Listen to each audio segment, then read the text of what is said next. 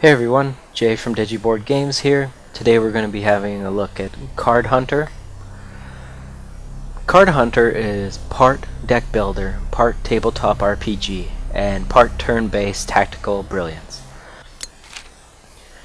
Card Hunter isn't as simple a thing as the rather unenticing title suggests. There are cards, and it is imperative to hunt for them. In Card Hunter, cards are derived from loot. Each piece of equipment attached to a character adds a selection of cards to their deck. Broadly, cards allow for attack, defense, movement, or short-term ability modifications. A rusty old sword could grant 3 weak attacks, likely to penetrate a decently armored foe, and may only carry the possibility of a fumble or a rare piercing strike. On the other hand, if you have a magical diamond edge blade, that might grant 5 armor-shattering slashes, while also occasionally slicing through the bearer's own flesh, causing double-edged damage in both directions. During combat, characters are vulnerable to the luck of the draw. It's possible to have a mighty warrior spend an entire turn shuffling across the battlefield, unable to bring himself close enough to crush a gang of goblins with his mallet of mashing. Rather than frustrating, this adds to the pleasure of inventory management. It's all good and well having an inventory stacked with high-powered melee attacks, but they're meaningless if the enemy can prance out of range, firing sparks and arrows, or skewering the heavy-footed heroes with polearms and spears. Balance is the key, whether across the party of 3 or in a loadout of each individual. So what you're seeing here is what the in-game actually looks like. Each character is able to do one action on their turn, and then it goes to the enemy, who's also allowed playing a card, and then back and forth, back and forth. So the goal of this dungeon is to pretty much just leave the peasants alone. They're the ones in the bottom right corner and the top left, and just mostly focus in on the dogs and the guards.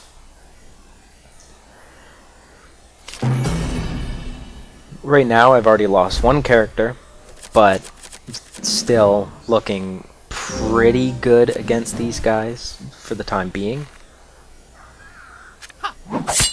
We'll just need to see how my draws come up in the next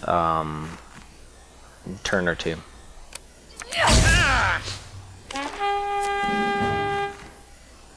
But like I was saying earlier, it's pretty much all about equipping yourself and making sure that you have the best equipment possible for your characters at each level.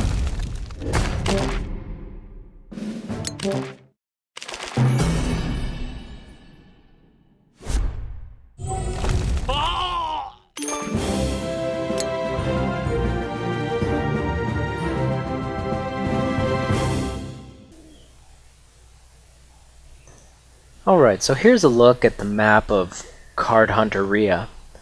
As you can see here, you have a ton of different level dungeons and marketplaces. You have your keep that you can go back to and access all your collection, which is the stuff that the loot that you get at the end of each quest. You can go down here to the costume place to purchase different looking figures for your characters.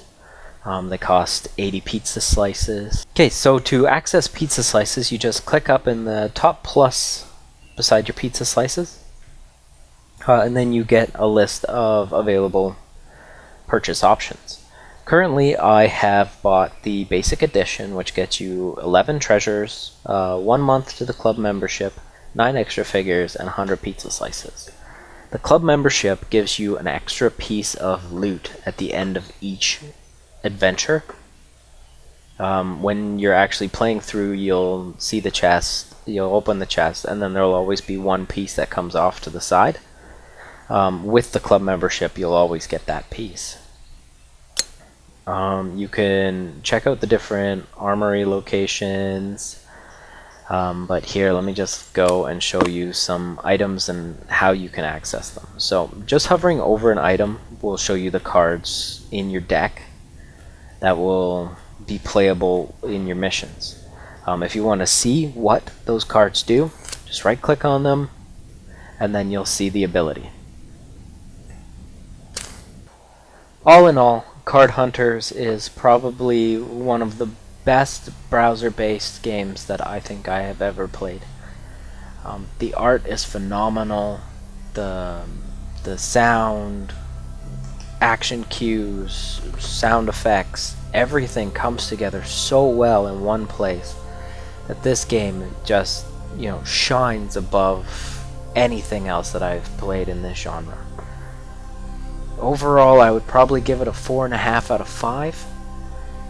Just for the simple fact of the multiplayer is a bit too uneven right now, where you can't look for people more on par with what your skills are at. But other than that, that's just one little tweak that they need to do, and the rest of it just shines. The single player is amazing, the story's great, it's fun to see the banter between the two brothers that are, GMing with you. Overall, it's one of my favorites. I highly recommend this title to anybody who likes card games, board games, and their digital versions. This is where it's at. Alright, I just want to thank you one last time for stopping by and watching my video.